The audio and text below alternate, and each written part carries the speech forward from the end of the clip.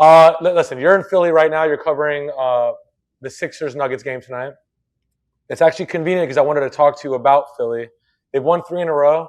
They're fourth in the East, and I'm thinking, if you're Philly right now, you've got to be feeling pretty good. I mean, like the drama is a little bit behind you. Like Maxey's so good that it doesn't really matter when Joel plays or how he plays, kind of thing. Like, doesn't really matter what you get out of Paul George because VJ Edgecombe's good. Like, and you're looking at the top of the East. You know, the Knicks have just lost 3 in a row. The Pistons are young. We don't know what they are, right? And you're thinking like this could be we could beat anyone. The Celtics are ahead of them right now, but I don't know what to make out of that. So like if Yeah, you're the Sixers, they could beat anybody in the East. yeah.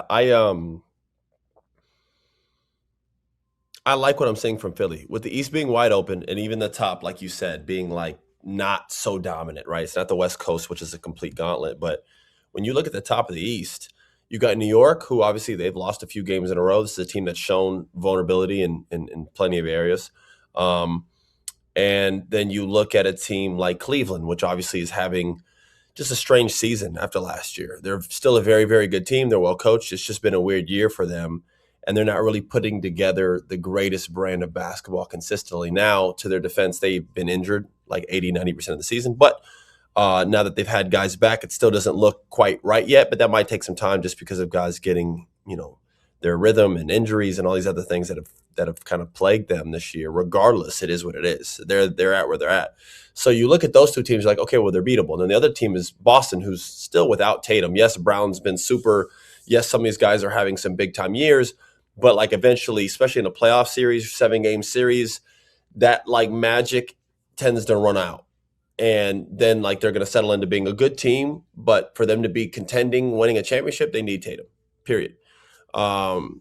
So the East is essentially wide open for a team to kind of go on a run and have at it. We've seen this in recent years. This is the same thing as last year. Now the difference is Cleveland and Boston were very, very dominant, but again in the playoffs shown to be vulnerable. And once they showed that, Pacers ended up going. It's very wide open for that this year more than ever. Those two teams that were already kind of vulnerable last year in ways to where a team could maybe sneak in and did in Indiana, those two very teams this year are half the teams they were last year. So now the East is completely wide open. And you look at teams like Orlando, you look at teams like Atlanta, you look at teams like, Miami and whoever else has been able to just be somewhat competitive this year. Philly is a team that really kind of catches your eye due to their roster and star power. You start to think about, okay, well, Paul George is now actually healthy. He doesn't have the toll and pressure on him to go be the guy or a star anymore. Those days are kind of done. He's not even chasing all-star games anymore. So at this point, he gets to settle into this nice role and be like an option 3 because of Maxey's resurgence, because of their overall depth chart, and because most importantly, BJ Edgecombe as a rookie providing that like 16 to 20 point per game scoring every single night. So it's alleviated all of that for Paul to just settle in and be a good option. He doesn't even have to be an option 2. VJ can be an option 2 some nights, and then he could be another guy. So it can kind of go back and forth that way. And the key for Philly and this thing to work, and this is most important what I want to say, is Joel, can you buy into being consistently option number 2 without drama? Can you do it, big fella?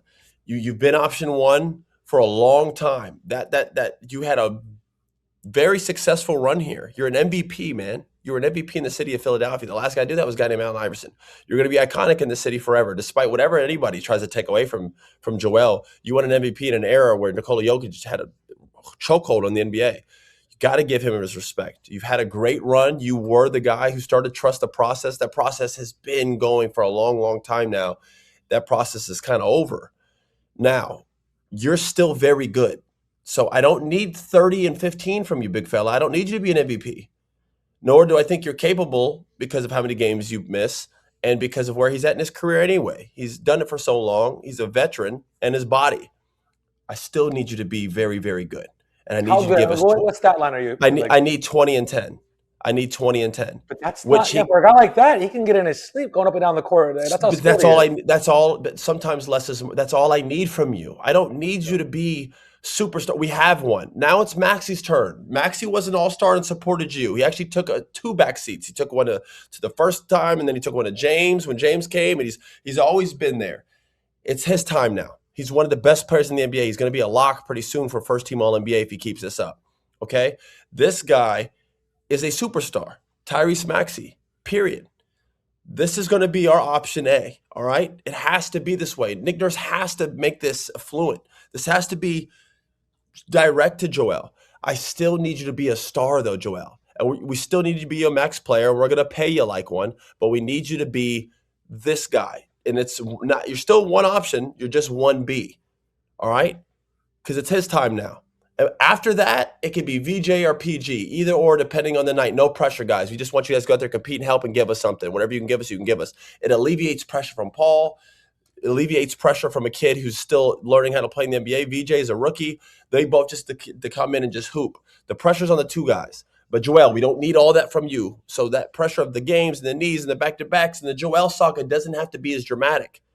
Your option B, because we have our option A, and he plays damn near every night. All right? And he's young, and he can take all the pressures of playing every night on his body with his age right now. Maxey, that's how Philly does this, and you have all those role players they have with like Oubre and Grimes and this dude, and they're a solid ass team. On paper, they're better than anybody in the East. So it's like that's right. And you think about it, like their biggest argument would be you have an All NBA guy as your best guy, go up against any team in the East. Your second option would be Joel Embiid, who would be, if he's healthy and he's good, better than any other team's second option, right? And in the playoffs, there aren't any back-to-back, so he's playing, right? Hopefully. So I just don't see a team where they'd be like afraid to go against, or they'd be like, you know what I mean? I think they could beat anybody. And like you said, Maxey being the main guy has now, it's not so much pressure like we need Joel to be this MVP for us to win. It's kind of like, it's a long season. As long as we have you in May, we're good. Build you along. You're like you said, 20 and 10, 18 and 10, something like that. And Maxey just plays at this level. It's way less pressure on everyone. Did you see Paul George's dunk the other night? Yeah. Bouncy. Didn't know he still had that too. A little pep in his step. That's what I'm saying. Yeah. It's good to see. It's good to see, man. It's good to see Paul George healthy, playing the game. And where he's at in his career, he's already, he's a perennial all-star. He's had great runs on teams. He now can just enjoy hooping. Just go play. You don't have to worry about all that pressure. Remember last year he took down the podcast because it was affecting it. But you don't have to do none of that no more. You could go have a podcast. Go play. All right? Then when Philly wins or loses, it's not going to be because of you. Right. All right?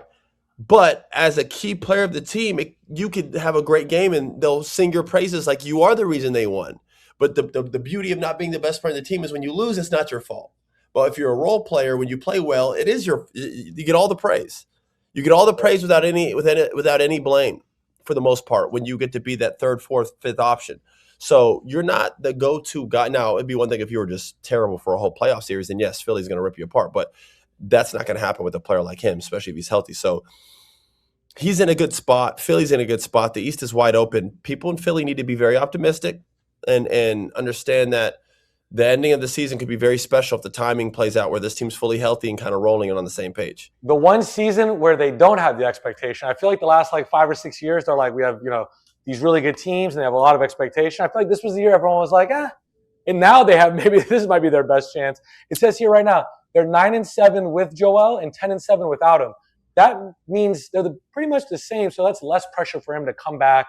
Absolutely. He doesn't have to play back-to-backs. He doesn't have to do anything that's too, egregious for his body to handle or tough for his body to handle. But a big, I think, factor in this, if you want me to be honest, is Embiid understanding he's option B. And that's not a diss. Option B for a contending team is a big deal. That means you're still a star player in this league, which you still are, Joel. But for this team to excel from a chemistry standpoint, from an understanding standpoint, from a leadership standpoint, from an assurgence from a young man who is doing that right now. For Maxey, for the ceiling just to continue to be open and him just continue to go up, you have to embrace that and be great at it, of being option B. And that doesn't mean some nights, bro, when you're cooking the playoffs, they're going to finish games to a Joel because you're Joel Embiid. When you have 40 in a playoff game and it's the last shot, you'll take that shot because you've dominated. But on other nights where this young man's got it going, a lot of nights where this young man's got it going, and you got it going, it's got to be. There's a Batman and Robin thing here. It could be very Miami Heat, Shaq and Wade, where it's like Yes, Shaq, but he's not that level. Shaq. Wade's exactly. the young guy. 100%. You like that? Shaq knew that. It was a great metaphor, great example. And Shaq knew that at that point. And that's why when they're in the finals after, he's like, bro, we don't win. Dwayne Wade carried us. He's like, but they still needed Shaq to be Shaq. Like, Joel Embiid, I still need you to be 20 and 10, dog. I need you to be good. I need you to be great. I don't need you, though, to be superstar, top 5 in the league. I don't need that. We actually got one, Joel, and he's young, and he's doing it every night. And where you're at in your career, it's not happening here. Not for us to win. It has to happen. So, it's one of those things where, like, getting to know where Maxey's at in his career, understanding that this is his moment, him understanding, for people listening, I had an episode recently on Eye for the Game that I just did on my other show with NBC and Peacock. And it strictly is obviously just breakdown film of Maxey and his build to where he's at now, past stardom. He's now in that superstar conversation where, like, you look around and you talk about top 10 players in the league. Maxey's name's a guy that now is starting to be featured on that list quite frequently and consistently. So it was amazing just to get to see him and feel his presence of watching him break down his own film, understanding, where he needs to be out in the floor, how he's had a success in his league, why it's so hard for him to guard people, for people to guard him right now, watching his own highlights and like him even cringing and being like, oh man, I don't know why I played like. It's so fun to just watch players see the different phases of their career. But Maxey was great on that. Check that out. And from that, you just got to see, okay, this guy really is a superstar.